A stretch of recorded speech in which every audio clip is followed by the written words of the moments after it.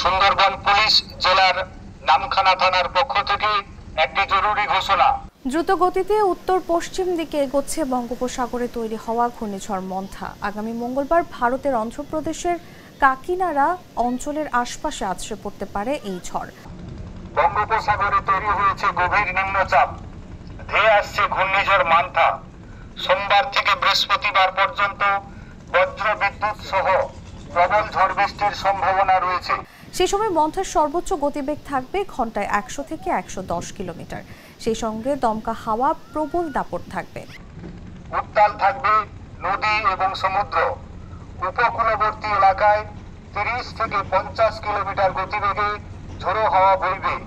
তাই আগামী 28 তারিখ মঙ্গলবার থেকে পরবর্তী নির্দেশ না পাওয়া পর্যন্ত কোনো মৎস্যজীবী ট্রলার নিয়ে গভীর সমুদ্রে রওনা দেবেন না। ফসলেরও বড় ক্ষয়ক্ষতির আশঙ্কা করা হচ্ছে।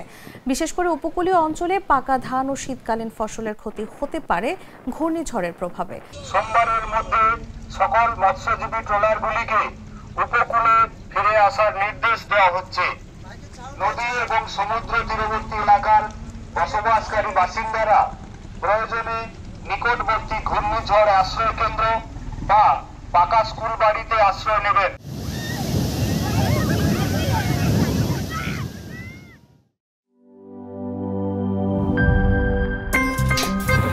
আমার একটা স্মার্ট সিদ্ধান্তে 25% গ্যাসের খরচ কমেছে। ভাবছেন কিভাবে? সাধারণ গ্যাস স্টোভ বদলে আমি এনেছি আরএফএল গ্যাস স্টোভ। এর সাইন্টিফিক নজল ও ব্রাস বার্নার ক্যাপ সমানভাবে তাপ ছড়িয়ে রান্না করে দ্রুত। তাই গ্যাসও বাঁচায় 25%, টাকাও বাঁচে 25%। আরএফএল গ্যাস স্টোভ নিরাপদ ও গ্যাস সাশ্রয়ী।